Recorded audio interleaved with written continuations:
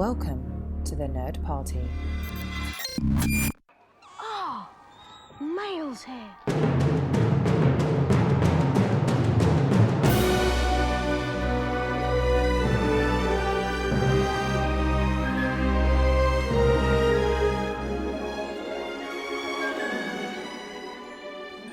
Welcome, everybody, to your freshly delivered Owl Post. I am just one of the hosts here, Matthew Rushing, Master Mugwump Wizard Extraordinaire, and with me, as she is always, the witch from the West, the wonderful, wickedly,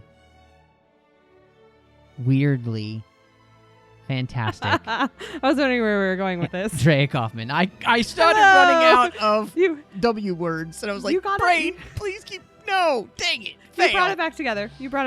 We're good. Oh, gosh. Hey, how are you doing? I'm doing great. How are you? I am doing well. I know that you recently just got back from a wonderful excursion to Hawaii. How was that? I did. It was nice. I went the entire trip until the last day without getting sunburnt, and then all bets went out the window. So for the most part, pretty good. Minus some airport delays, which were unfortunate, but did result in me seeing Christopher Lloyd. So that was kind of cool. See, that's, I mean, there's a silver lining, and it just happened to be Doc Brown. Not Doc Brown. Yeah, I'll Is take it Doc it. Brown? Am I right? You are correct. Yeah. Wow.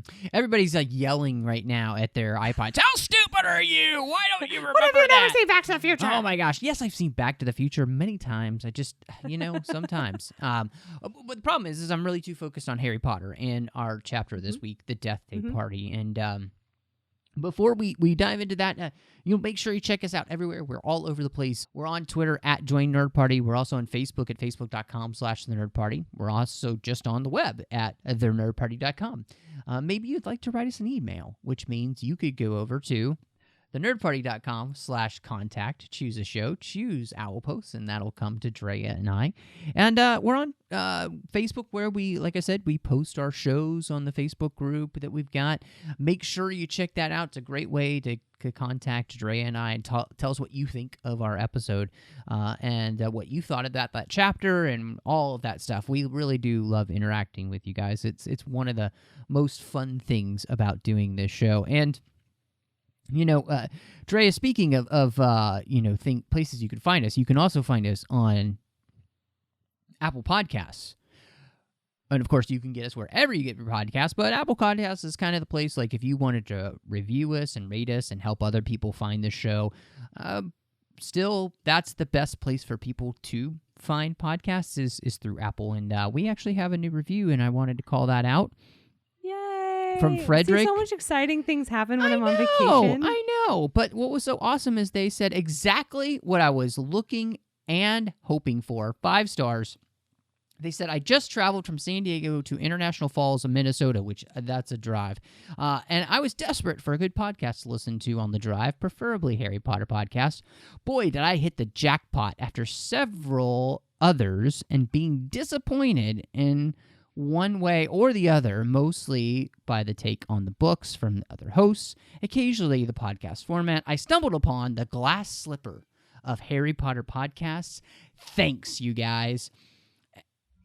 Yay, I'm so excited. Yeah, I'm so glad. I know. It makes me so happy. Yeah, me too. I mean, I just like being called the glass slipper of something, Does it make you feel dainty? It makes me feel so Cinderella-ish, I just,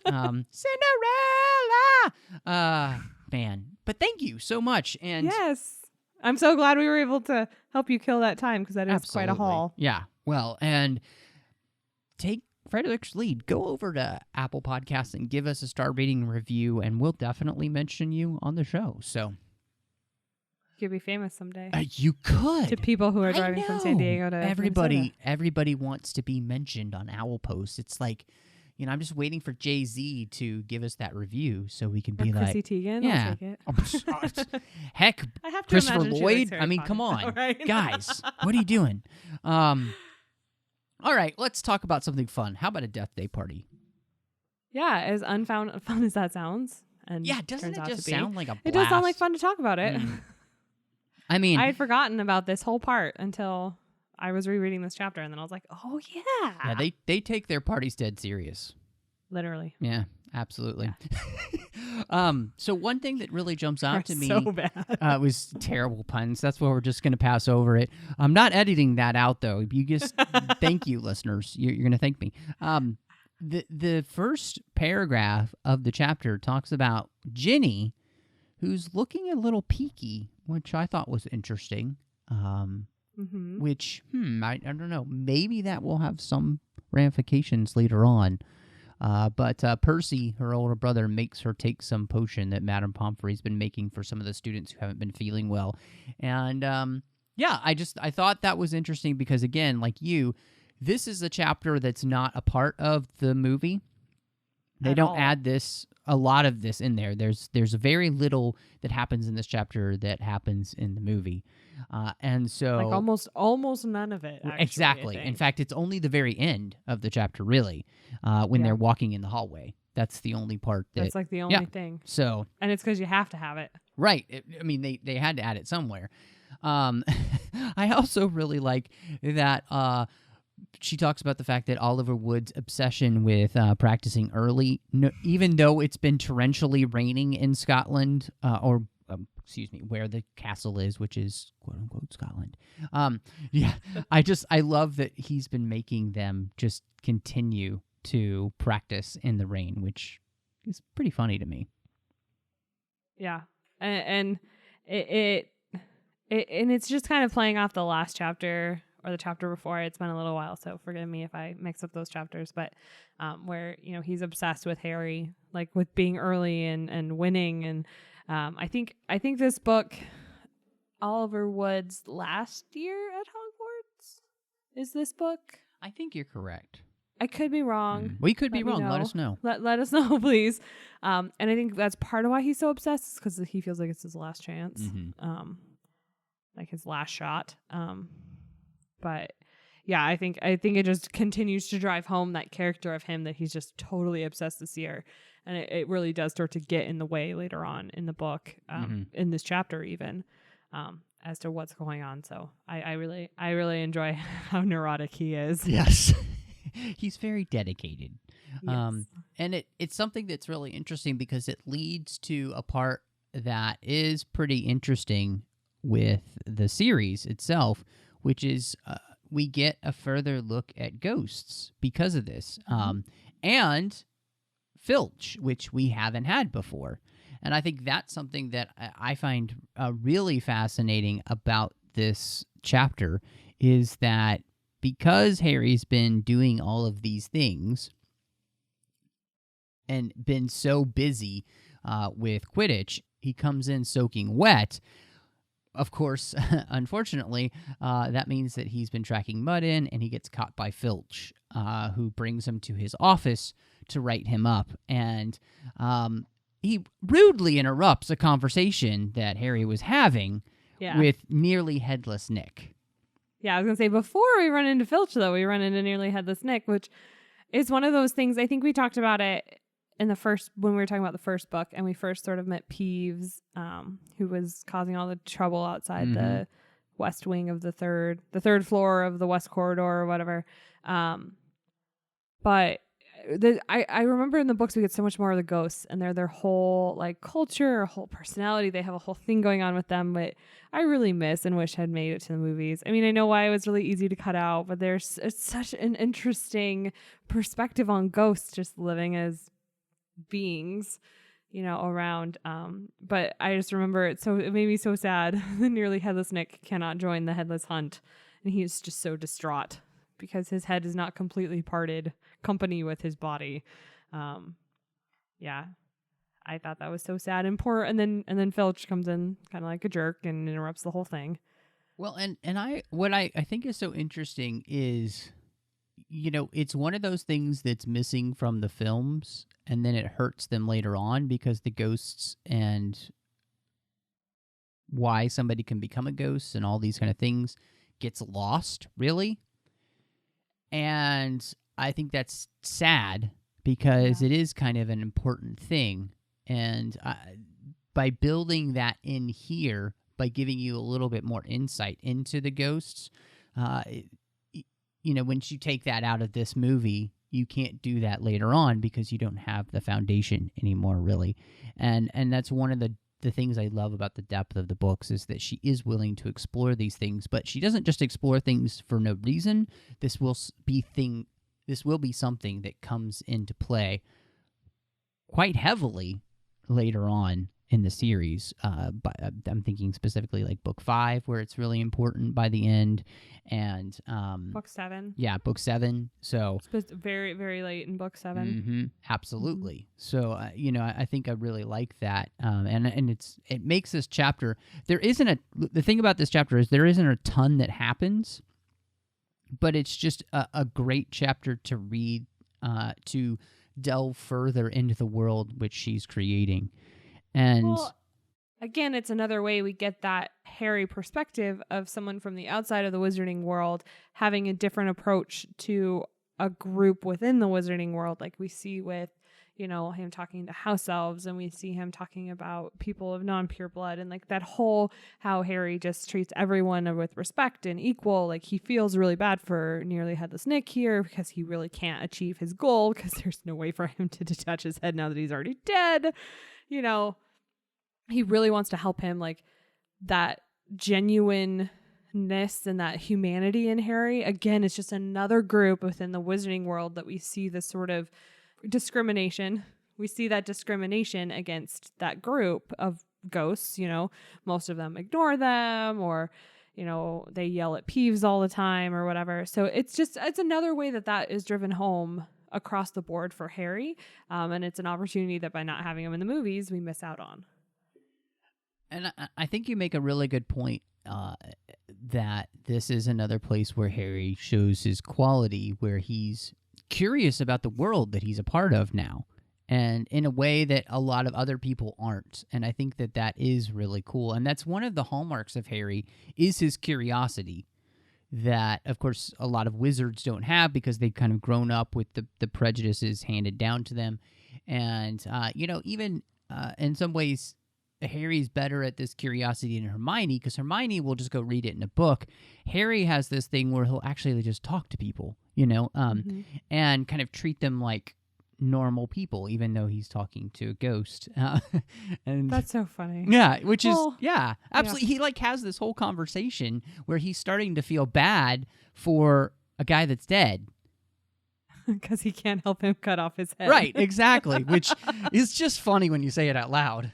Yeah. Well, I mean, and I think that's true for like people in general too. It's just a good way she's pulled normal human elements into the book. Like my husband would much rather go and read about it or research it himself, where I would much rather go out and talk to a bunch of people and be like, hey, can you give me your opinions? And then I can kind of like use things and make educated decisions. But I prefer to do a Harry and socialize to get my information and then back it up with my Hermione, where my husband prefers to really go and find that information without having to talk to people as much as possible.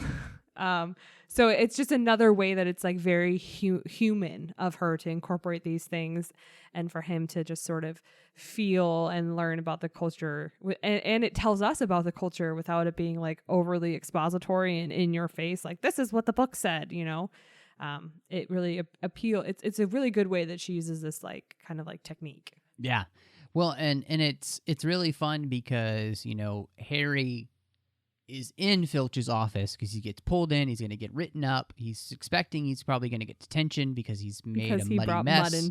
Yeah, because he brought mud into the castle. Exactly. Thanks, Oliver Wood. Like, that doesn't happen to all the students who were outside. Anyway, but he just happened to be in the wrong place at the wrong time, and Peeves comes crashing into the office, and of course Filch runs to chase him, and Harry finds something that's very interesting on the desk.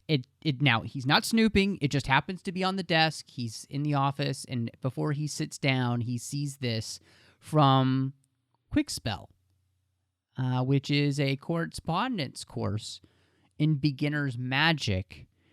Quick with a K, by the way. That's right. Kwik. Absolutely. And I thought this was a really interesting part of the story because it also gives us an insight to the character of Filch and probably why he's such a jerk. is because he's hiding the fact that he is a squib. Which, for all those listening who are just starting the story, that's somebody who is born with Muggle parents but doesn't have magical ability. So if you've seen the movie Fantastic Beasts and Where to Find Them, Credence is a squib. Usually magical ancestry with no natural ability to kind of control it. I think that comes out in the movies subtly in a different way. And I think it's this movie that we find a little... I feel like Hagrid says it in the movie at some point when they're complaining about Filch. He goes, "Oh, don't mind that squib." And then he's like, "What do you mean squib?" So it comes out in a much different capacity in the films, but I feel like we still know it.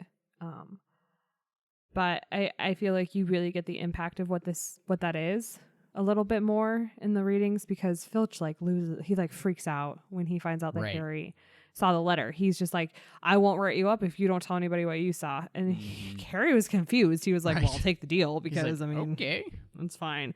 But like he still didn't understand, because for Harry it wouldn't matter. Like if you didn't have magical abilities, he'd be like, "Well, that." Yeah, you'd just be like Harry thought he was, a year and a half ago. Well, and I feel like when he figures that out, and I could totally be wrong, but I feel like it hangs in the back of his head at some point. He starts to think maybe he's a squib because he starts struggling. And so he's like, well, maybe I'm not as magically gifted as I thought I was, But it's really interesting because it introduces yet another sort of discriminatory group within the wizarding world. We already have mudbloods. And now we've got squibs, both of which have this really like hush hush, nobody talks about it, you don't want to be called it sort of approach. Well, and I love that she drops this little thing in there, which is that he's apparently trapped Peeves in the vanishing cabinet. She just drops that in there, just puts that in there. It'll come back to play later, believe me. And I just love the way that she does that. She just nonchalantly mentions something that's going to be really important later on. And then I also love the way in which he tries to cover up. "Oh, that's... you wouldn't read my private... oh, that's not mine. It's for a friend. It may be... And then he just does the thing, basically, get out of here. Don't tell anybody you saw this, and... we'll forget all about everything. And we're good. And I love that because Harry just like, okay, he leaves and runs right back into Nick, Nearly Headless Nick, that is. And Nick was the one who had convinced Peeves to save Harry. And I just absolutely love that he's forged this kind of weird relationship with this ghost. And see, I didn't take it as that he convinced Peeves to do that. I feel like it's like to help Harry. I feel like he's just like, "Hey, Peeves, you could go irritate somebody over here by crashing into the room." You know what I mean? Right. Nearly Headless Nick was totally on the same page with Harry. Like he knew what he was doing, but I feel like he just sort of like manipulated Peeves a little bit and was like, "Hey, there's chaos. You can create chaos over there." And Peeves was like, "Ooh, chaos." Yeah. And then he went running.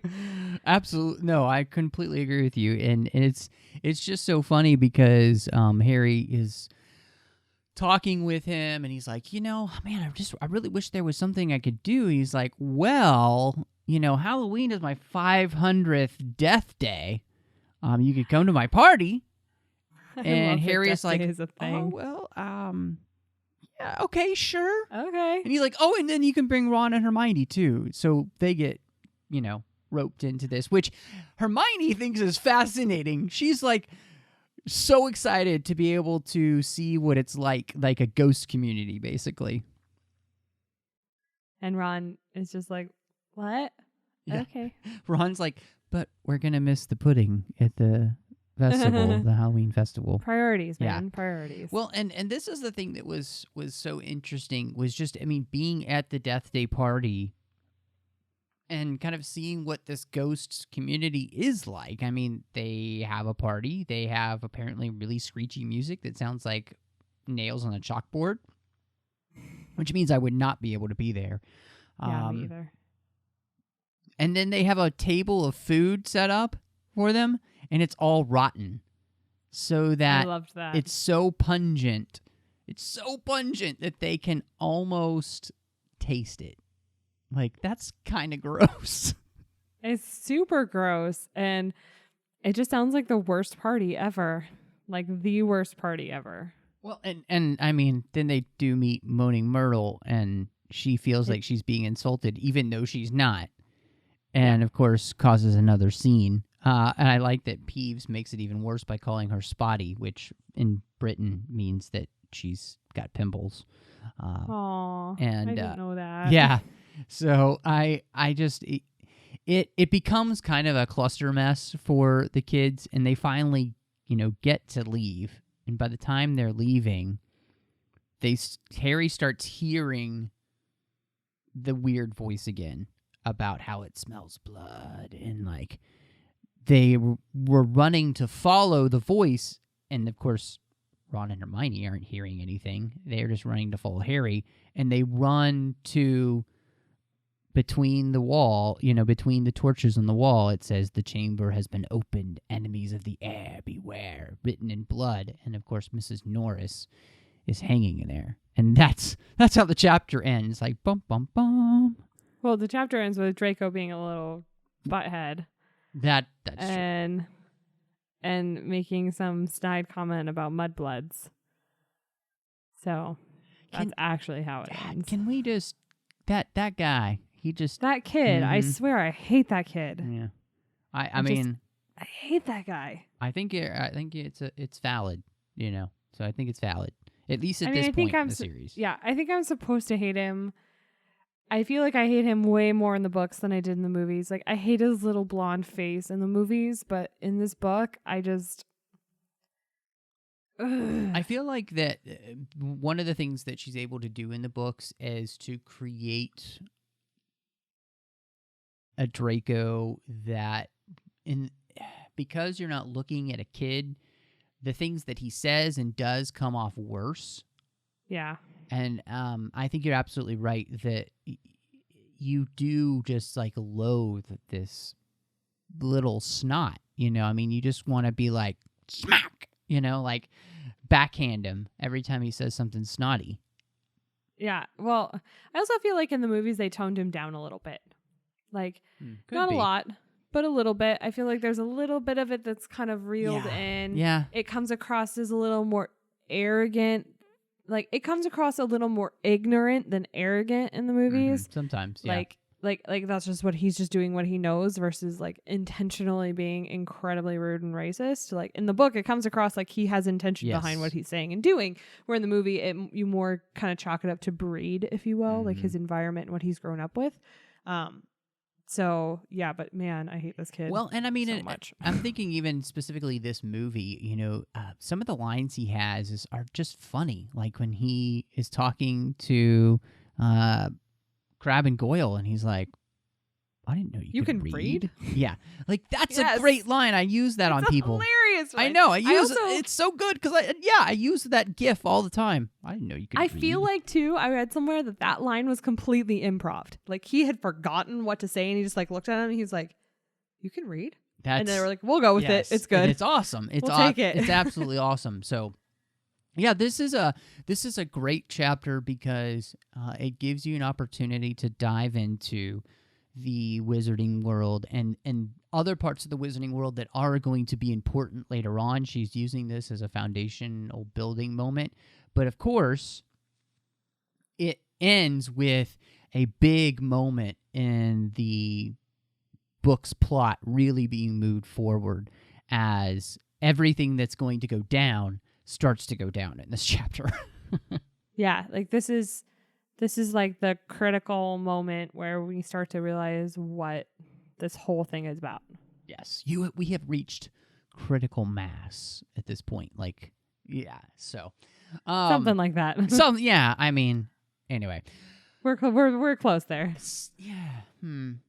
We'll get there. Tweet us what we should have said. And if you, what do you think this moment should be called? And if you want to do that, Drea, where can people tell you what they think you should have said on the podcast?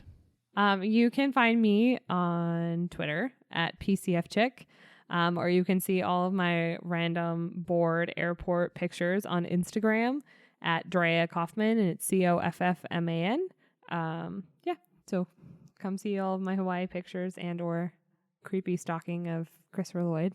No, you There. totally should, because it's riveting stuff. I'm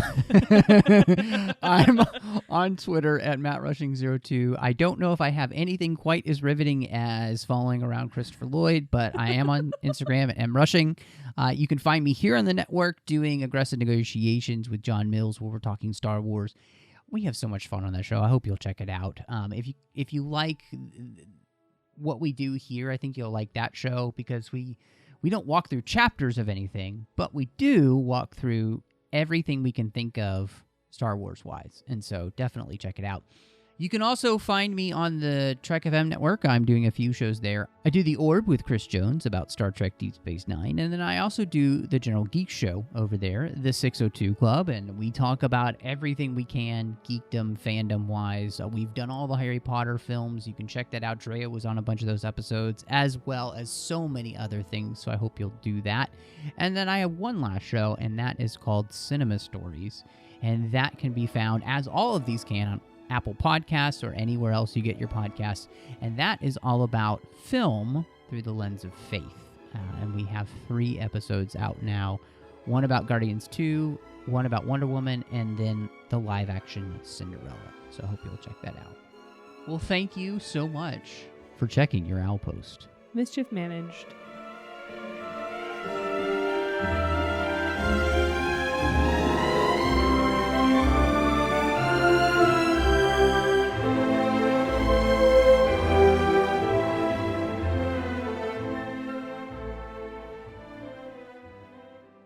Join the revolution. Join the Nerd Party.